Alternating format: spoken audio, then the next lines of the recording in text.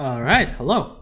Today we're gonna be talking about a bit more interesting topic, and it's gonna remind you of the old videos that I used to do on how to mod things and how to do stuff. So we're just staying in Simulacrum and we're gonna talk about status damage.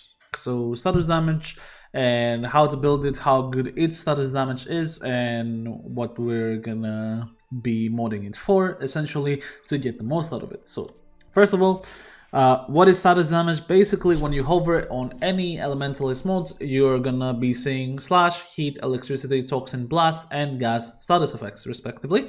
And those are gonna be our status damage status effects. Basically, all these damage types, they have an initial damage that they do, and then they either have a damage over time for the instance of blast, they have an extra damage type. So you do damage and then you do damage again because the status proc actually procced extra damage, and that is what status damage is. And for today's video, we're going to be taking a look at all the status damage types in the order that the mod suggests them as well. So we will start with slash and we will end with gas. So without further ado, let's start this video by taking a look at slash. And for slash, we're gonna take a look at the Convectrix. So Convectrix, a very solid weapon and really strong for slash because of its high tendency to proc slash as a slash based shotgun weapon. Up here we have a Riven mod that gives us cold and then Toxin barrage, so we get viral. This is not the greatest of builds because viral is super high, but it will still get the job done, as you're gonna see. So what are the benefits of slash? So first of all, slash ignores armor completely. No matter what enemy level we're on, we're gonna deal the same exact amount of damage. And even if it's against level 200, level 1000, the same damage number is gonna apply. However, the enemies obviously won't die as quick because the health will be increased massively. It's really easy to get on any weapon because of hunter munitions, and it's also infinite stacks, or virtually infinite stacks we're gonna call it, because there is a cap on how many stacks you can get with these damage types, but we're never gonna reach it. So for Convectrix itself, I've already done some testing to make sure that everything is in line, but we're gonna mostly be using these guys, level 180 heavy gunner Eximus units, to showcase all of these weapons. And as I said, the slash damage type completely goes through armor, so with Convectrix we're gonna see a lot of procs and then enemies are gonna die very quickly. And because of efficient beams, when I don't hit anyone, they are not gonna take damage, which makes it way better. Or it's not gonna consume my ammo, my bad, no, the other one. Regardless, the status proc itself is really strong, and one thing I forgot to mention is that every status type we're gonna take a look at this video does benefit from Bane mods, and every main mod is double dipped onto them, which means that a prime Bane mod is not a 55% damage increase like it normally would be, but closer to a 140% damage increase to the proc itself, which is pretty crazy if you want to mod for something like that. So as you see, slash really strong. They tried to nerf it a bit because it was completely overpowered. Everyone was running viral slash and worked for absolutely every unit in the entire game.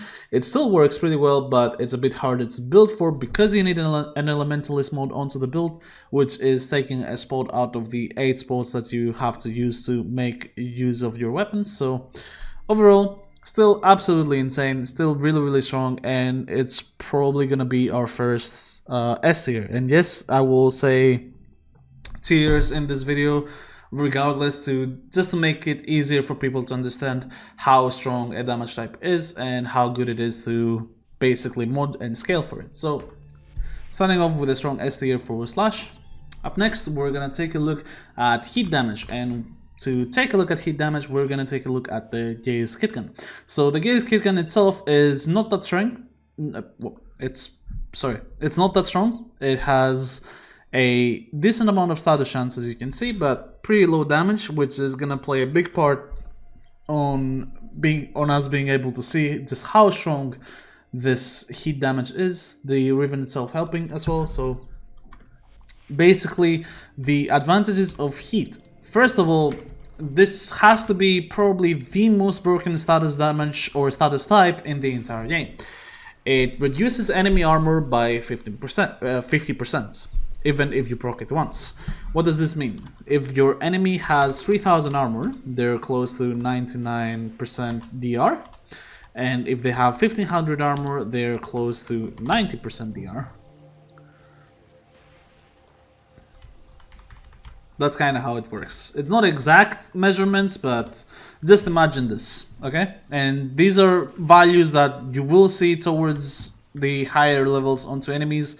And if this happens, then before, if you dealt an attack, if you had a weapon that dealt exactly 100 damage, then this attack deals 1 damage, but instead here it deals 10 damage. It might not seem like a lot. It's like 1 damage versus 10 damage, but in terms of how it acts as a multiplier, you just increase your damage by 10 times. So this is pretty much 1000% damage increase just from the passive onto high levels. And that's not going to be consistent all the time, that's just an example, but it's to show you how good this passive can actually be. Now, for the other part is that heat can stack infinitely. Unlike the other status damage types that can stack infinitely though, heat itself can refresh the stacks before they run out and just keep stacking forever. This makes it so that heat gains special properties, a mechanic we call heat inherit, and it makes it so that any type of modded damage onto our weapon and any types of mods onto our weapon that deals the heat proc can be transferred onto other weapons and even abilities that use the same heat proc.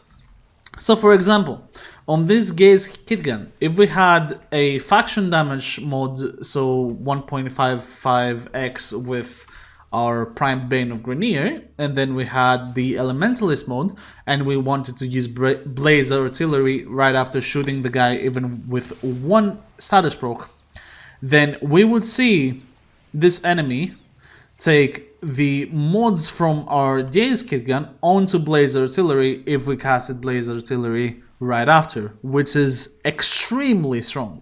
And if that's not enough, you can even stack arcanes into it. So if you have primary or secondary deadhead, then whatever you use after will take headshot damage. Or even better, if you have the secondary fortifier arcane, you can put more overguard onto your warframe, even from warframe abilities. So blazing artillery can give you overguard back. All of this is very synergistic. It's massive damage increase, and overall this is the best status damage on the game. So on the first enemy, we're not gonna see huge damage onto him. Makes sense. The proc itself, because it reduces enemy armor, it helps to stack it though. So we're gonna be seeing a lot more damage now that it's stacked. So 600k on that guy, 500k on this guy, and it just goes crazy very quickly without the need of, you know, you don't really need that crazy investment to make heat absolutely busted, and that is why it is so good. And if you do go for that investment, then it becomes even more busted and even more broken, and it can even make your abilities deal way more damage. So it has synergies, it has by far the highest damage out of every starter's damage proc that it can deal, and it also reduces enemy armor, which increases the damage of your weapons themselves. So it really is on a league of its own. It's gonna get the only, and we're gonna call this Z tier. Z tier is basically the best out of everything, and it's not even comparable to anything else. It is absolutely insane and on a league of its own. Heat damage is possibly the strongest status damage type in the entire game, and the only downside is that it's weak against Kuva Grenier, where, let's be honest, if you do fight Kuva Grenier on the Kuva Fortress on Zariman, you can just build for something else. They are weak to pretty much everything, so it's really good. Up next, we're gonna take a look at electricity, and we're going to a fan favorite weapon, which is the Amprex. So this weapon Notorious for being the best electricity damage primary weapon in the game, which is sadly not the case anymore, but thankfully it is still very, very strong. So electricity itself, at the start it doesn't seem like anything special. It's just another damage over time damage type with infinite stacks that doesn't really get anything else. But one thing that people don't know about electricity damage is that it can actually proc headshots. And this is huge. Why is it huge? Because, first of all, we can proc stuff like Galvanized Scope. We can proc stuff like Primary Deadhead. And not only that, the Primary Deadhead headshot multiplier will give extra multiplier to the electricity proc from hitting enemy headshots. So, very quickly, very quickly, you understand that electricity proc is suddenly from something that could have been mid to absolutely insane just because of this. Obviously at the start, before we stack anything, it's gonna be pretty underwhelming, especially with these guys being high on armor. So I'm gonna kill him, and then now that we have one deadhead stack, we're gonna start to see a lot better results. Now, considering the Amprex that I'm using here doesn't have anything crazy onto it, and it's also using Galvanized Aptitude, which, as you can see, I'm only proccing electricity, so it only gives me a 80% damage increase. It does some really decent damage.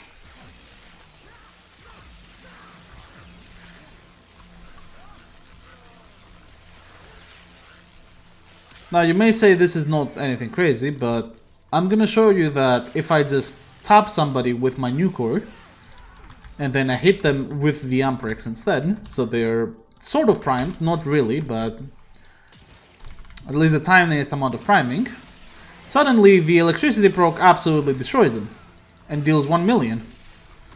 So, yeah. This is the Galvanized Aptitude having an effect onto this, obviously, but just kind of visual representation of what I mean by it's good and you shouldn't really sleep on this. And, you know, this being able to proc things like Galvanized Scope, Primary Deadhead, it's so insane for long runs. In long runs and on high level missions, there are people, especially in disruptions when they do solo, they lose their stacks and they have a hard time getting their primary and secondary stacks back for their primary and secondary weapons, which leads them to go for things like primary Frostbite, primary Plated Round, primary Blight, you know, things like that that do not need as much stacking, and it's on status damage effects or in reload, etc. So they don't require killers to actually stack them and they can get them back. And electricity completely solves this issue because it can simply stack Deadhead by existing. So this is an extremely good status effect in terms of utility and damage, and it's definitely gonna be on S tier along with Slash. Really strong to even mod it for its own, especially if you have some kind of primer or if your weapon has other damage types onto it besides the electricity damage type. So, up next, we're gonna take a look at Toxin, and for Toxin, we're going to the Mutalist Cernos. So, Toxin itself is a damage type that, well, it's the same thing as electricity, but you cannot headshot anybody. And the actual good part about Toxin is that it goes through shields completely. It just ignores shields, both the proc itself and the Toxin damage of the weapon. So against Corpus, you can freely build the weapon for Toxin and you will be killing them super quickly. Now, for the proc itself, I don't think that's like really good, because usually the damage itself will be enough to kill them, and it's only really useful for something like the disruption targets on Apollo on Lua. So as we're gonna see, this weapon, by the way, has around 2x faction damage, because I have a Riven mode with 1.5 faction damage and a Prime Bane of Veneer mode, and you know, with 170 Toxin procs, you would expect a bit better results. And I mean, it does make sense. It has each niche values the Toxin damage, but overall, against like everything that has armor, and even when you don't really have it on your weapon passively and you mod for it directly, like I have done here with my Mutalist Cernos, is not going to be very good. However, if I am using this Mutalist Cernos with something like Corrosive or Viral, then I can get Viral Toxin or Corrosive Toxin and make the Toxin procs and the gun way better. So having it on the gun passively feels really nice, and that goes for pretty much any status effect except maybe Radiation. But overall, it is really bad as a status proc. It doesn't deal enough damage to value building for it, and overall, if you were gonna build for pure Toxin, you might as well build for pure Electricity, except you're going versus Corpus targets. So this is gonna be our only B tier in the status damage territory. It's not really good, but it has its nice purposes for when you should build it, which is going up against heavy shield units, and we can just leave it at that. There is not much else to really say about this. So up next is gonna be Blast. So Blast is the most interesting one for sure. So I'm gonna showcase two weapons for this because I think Blast has been a bit overrated and a bit misunderstood at the same time. So first of all, Blast is a status proc that needs some variation on units. For example, if you build a weapon for pure blast and the enemy units are tanky enough to withstand the blast procs before they die, then your blast damage will look absolutely useless and will not do much. However, add one or two really weak units to all those targets, and then blast damage will proc from those units and then re-proc from the heavier units, and then it chains into an effect that can kill many enemies at the same time, and it becomes pretty good. So that's one thing, and the other thing is that it needs to be synergistic with weapons and abilities. For example, abilities like Mag's Magnetize, or the most infamous one being Toxiclast, which, you know, obviously Toxiclast being what it is, it would proc the status damage from the blast proc and then proc Toxin, and then, you know, re-proc, and you get crazy with it. But overall, if you want to just build it on weapons, your weapons need to have high damage per shot, and they also need to have low multi-shot, a 1.0 being ideal, basically.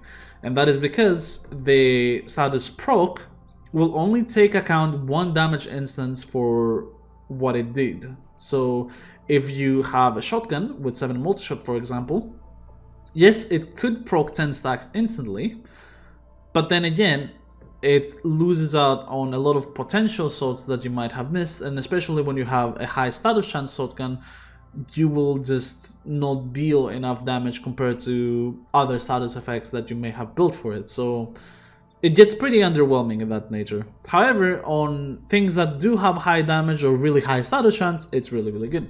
So I'm gonna do two weapons with decent examples of how Blast works. One is gonna be the Burston Prime, with this weird blast build without Riven mode, because I cannot fit my Riven mode, it has Toxin. And if we put it up against these heavy gunners now,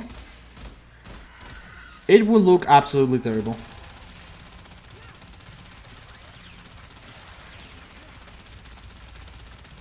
And it makes sense. It does deal decent AoE damage to some units, especially that guy, but it's not good enough and it will need a lot to stack it up. So instead, what you need to do is put it onto a group of enemies that can die fairly quickly. So by doing this, now we can get some AoE damage and enemies will die a bit quicker, and we can see the actual AoE in action, which is pretty decent. I would see the damage itself when it's onto a target is not that great, and it makes sense, especially on Burston, because this is a fully automatic weapon that doesn't gain that many that much damage per shot, and it's just high status chance. So as you can see, even with that high status chance, just being able to shoot at a beefy target and just reproking status onto him is pretty decent. However, it's way better if you can actually, you know, kill the target outright with the status proc, which is where the Proboscis Cernos will come in. And obviously, if you can even help the gun out with an extra type of, you know, Warframe ability to buff its damage, is gonna be way better. So for Proboscis Cernos, you know, it's not the greatest example. I have shown some examples on one of my previous videos on how blast damage can be really good, but you know, it can do some stuff, especially in those more weak units. And if we do have some kind of status proc and damage buff ability, then it can become even better. So I'm gonna add the clips and try it again. So with the clips, you see it dealt pretty decent damage and almost one-shotted every unit up there. And then the second shot is, you know, killing a unit, making the blast proc, and then dealing more damage. And overall, you know, it's just gonna look way better the more you can buff it with abilities or with other weapons, priming maybe. It's honestly a very synergistic damage type, and overall it can do pretty well, but you need to help it out to get those high kill per minutes. And for those high kill per minute, this might be the best status effect to build for. But obviously, as I said, you need to think of the synergies that you need to do with it and how you need to approach the mission. So if you add something like Roar, it's gonna be way better than using something like Eclipse onto the proc itself, because it will increase your status damage and will double dip onto Roar. And overall, you know, faction damage, there are things that you can do to this to make the proc way better, but on its own, even with just an elementalist mode, it's not something way too crazy. So this is gonna get an A tier, and this is because of these situational regulations that it has. But Blast is still an amazing status effect, and I would endorse that people use it and people think of how they're gonna use it to make the most out of it and to get those high kill per minute. Up last will be gas damage, and for the gas damage, I'm gonna showcase the Perigale. Now, why would I showcase the Perigale with blast damage, or sorry, with gas damage? Isn't this weapon way better with something like, I don't know, corrosive radiation, something like that? Anything, just straight up corrosive, maybe viral. In theory, yes, but this is a hear me out. So, in case you don't know, gas damage, just like electricity, is one of the only status effects that can trigger headshots. This means that it can trigger stuff like the primary Dead Hit Arcane and Galvanized Scope. So you can see that I don't have Galvanized Scope on the build. Why is that? Well, first and foremost, I really have troubles fitting it, so that kind of sucks. But the important part of the gas damage is that the headshot multiplier is 1.0. However, just like electricity, you can increase this multiplier and actually make gas damage have higher multipliers and gain a lot of damage from this. So for example, primary dead hit and target acquired would take this from a 1.0 headshot multiplier to a 1.9 headshot multiplier, and then you can add Avara to this, you can add other stuff that increase headshot multiplier, specific weapons that have extra headshot multiplier, and all those stuff can stack and make this a really solid choice, especially for high damage weapons with fairly low status chance. So this is gonna be the build that we're gonna use. We're gonna swap over to Ivara so we can get here 3, and we're gonna see just how this looks onto fairly heavy units. Gonna go back to those heavy gunners, proc prowl, and at 0 stacks is not anything too crazy. We see some okay damage with 33k. 136, 219k, that scales up to 60,000, so pretty good. And now 40,000 on that guy, 100,000 there, and overall, the more that you get a status proc, the better it gets. So, especially because it can trigger headshots. And because it can trigger headshots, look at my dead hit stacks right now. Wait, it didn't actually hit him in his head. That's kind of underwhelming. But yes, this can actually refresh your primary dead hit stack. Even though I wasn't able to showcase it here. I'll do the test again so I can just showcase that, and I will add a bit more stuff just so you can see how much and how far it can go with Dive Arrow. So that's why arrow for crit damage, eclipse, and then stand on it, and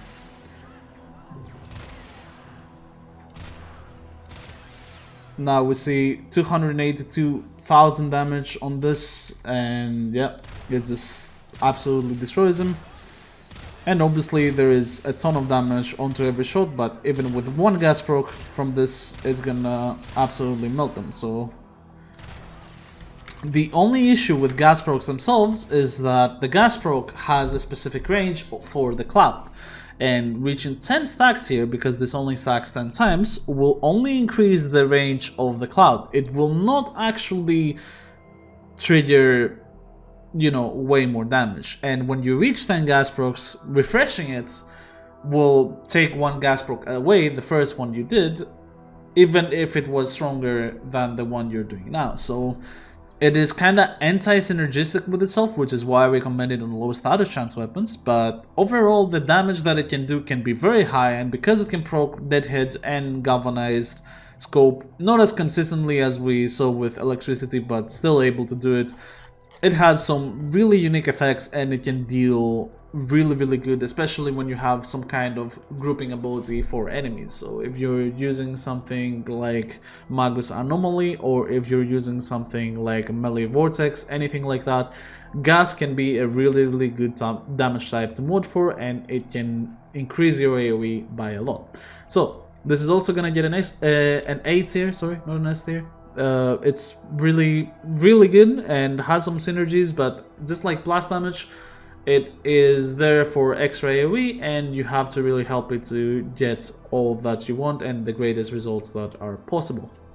So to recap a bit, we gave Slash an S tier, which is because it ignores armor and it basically does a lot of damage because it ignores armor, especially onto armored units. Heat got the Z tier because it has the Hit Inherit mechanic that we talked about. It reduces armor on its own, and it can refresh the stacks, which is the only status effect that can refresh its own stacks and keep stacking them indefinitely. So Z tier for that. Electricity got an S tier because it is one of the only status effects that can trigger headshots. And because it can trigger headshot, it can refresh primary dead hit and primary scope and all those modes that can trigger off of headshots. And it can help you with maintaining stacks while dealing a lot of damage onto those high level enemies. So definitely S tier.